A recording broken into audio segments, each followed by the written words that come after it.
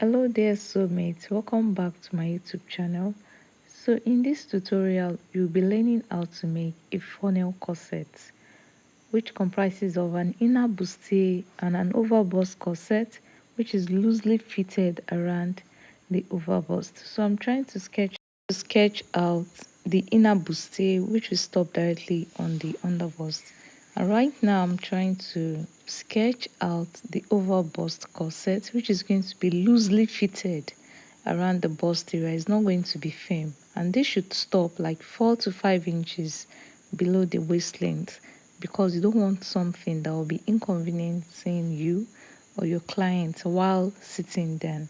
So I went ahead to use my marker pen to highlight it so you can sit boldly.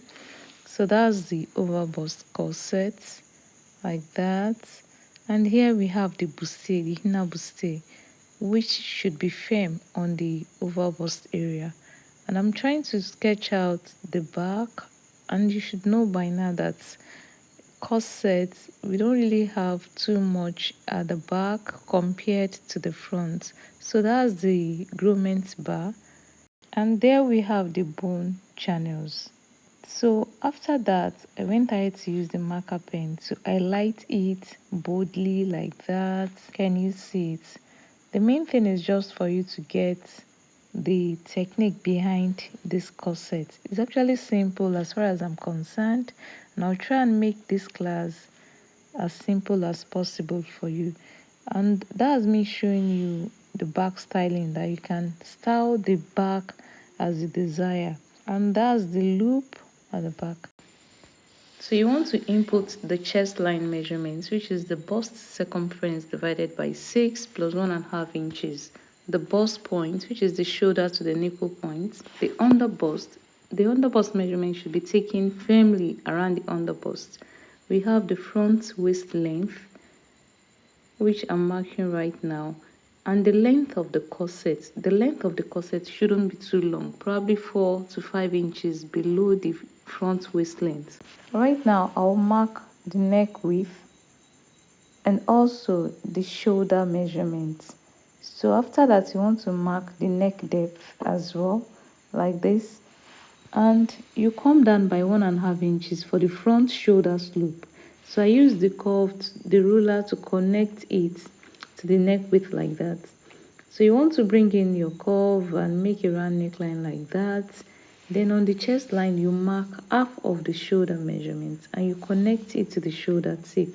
I'll go ahead now and go up by 3 inches from the chest line, and I went in by 0.75 to get the arm's high. That's going to serve as my guide. So next I'll be marking quarter of the bust circumference measurement. Then you use your curve to connect the chest line to the armhole, like this. Then you mark the bust span measurement. That's the nipple to nipple distance. So next I'll be using my ruler to connect the bust point to the corset hem, like this. Then you want to tighten the under bust. So I tightened with 0.5 and 0.75. This depends on how busty the client or you are. So I extended the same measurement down to the hem of the corset. Then use the curve to connect the bust point to the under bust, like this, on both sides. Now for the front waist measurement of the corset, you want to divide your actual waist measurement by 4. Then you take away 1 inch from it. I'm working with waist 28, which implies 28 divided by 4 minus 1. I ended up getting 6 inches. You know, when you take away 1 inch from 4 places, in 4 places, that's a total of 4 inches for the corset snatching. Right now you want to mark quarter of the new waist measurement. That's the with the snatching. Then you return the dart intake so that your measurements can be completed. So I'll go ahead and connect the waist length to the chest line, like that. Then on the hip, you mark quarter of the hip circumference and add back the dart intake. Do you understand? And use your curve to connect it like this. So it must be curvy. To style the hem of the corset, I went up by 1 inch. This is optional. You can make it 1.5 inches, and I connected it to the down part like this. Then for the bust dart, I marked the difference between the front and back, which is 1 inch. I came down from the bust point line and I connected it to the bust point. So now for the alteration, you get the midpoint of the shoulder like this. Then you mark and connect it with a straight ruler to the bust point. So for the bustier neckline, I came down from the shoulder line by 3 inches. You can as well come down a little bit lower. Totally depends on you. Then you mark the cleavage measurement, how deep you want it to be. So you connect the neckline styling like this or as you preferred. You have to tighten the oval bust. I use 0.75 on both sides, and you connect with a straight ruler like so, and you use your curve to blend the bust point to the under bust like this. Can you see? When you're done, you want to slash to the bust point, but you don't slash beyond the bust point, so that you can close the oval bust dart the way I just did. Then you use your pencil to reblend the neckline so that you have it equal on both sides. I went in here by 0.5 and I went up by 0.5 so that the armhole won't be too deep. So you use your curve to connect it like so. So that's going to be the new armhole. So I'm highlighting the neckline to show you what you should have. That's if you want the exact neckline that I'm working with here. Alright, so for the oval bust corset, I came down a little bit from the first neckline and I'll connect it to the armhole like this. Can you see? Just connect it to the new armhole that we have over there like so. So the next thing I'll be doing now is to highlight it with my marker pen. And remember the style line we're working with. The bustier stops directly on the underbust. So I'll use the marker pen to highlight where the bustier covers. Do you understand? So it won't go beyond the underbust.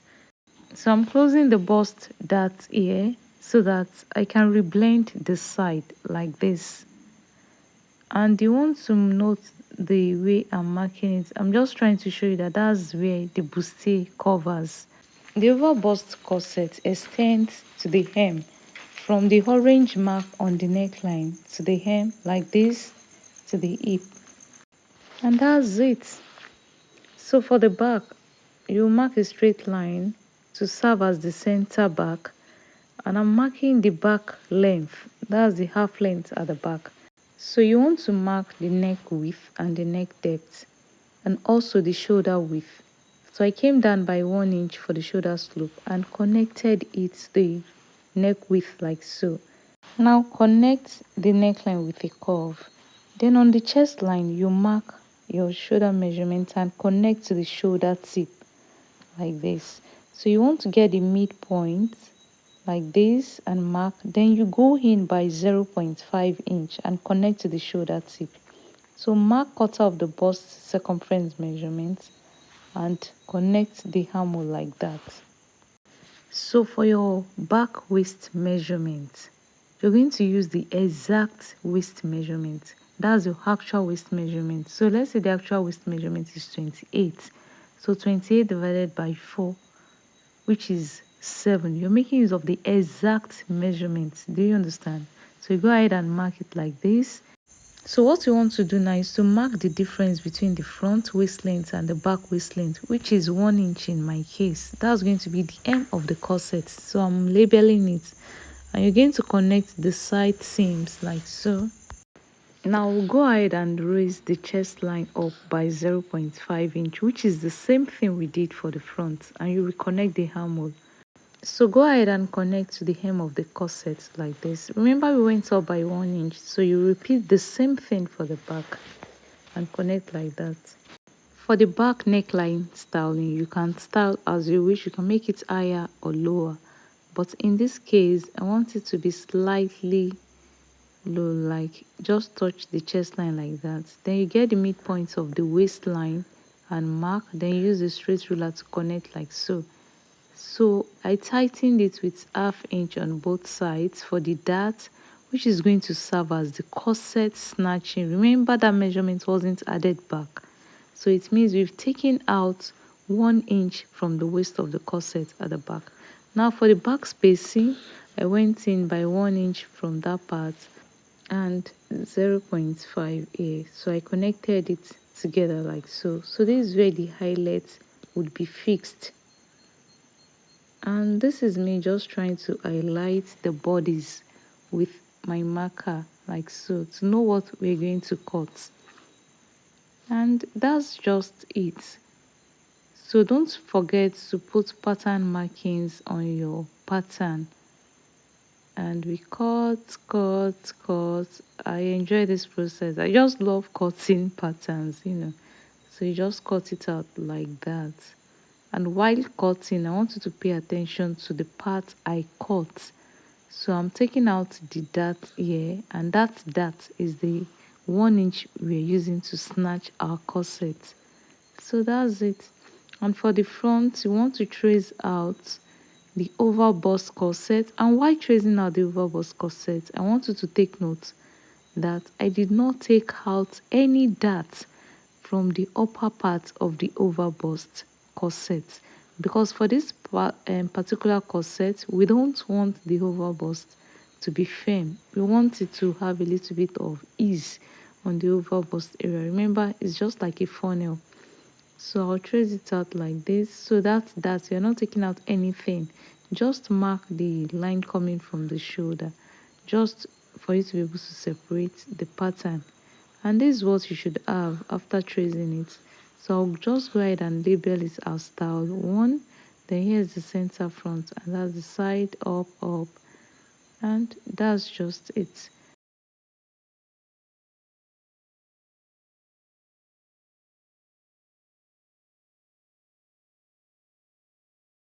Now I want you to take note of the oval bust. There is no tightening at all on the oval bust line, so just cut the neckline like that.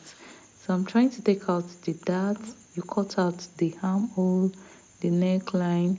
Then to close the bust dart, you need to close, slash like that, and close it up and tape it down. It's a masking tape. Then you should have it like this. So next we'll go ahead and trace out the bustier. So remember, it stops on the under bust. So you want to trace it out exactly the way I'm doing it here in the video.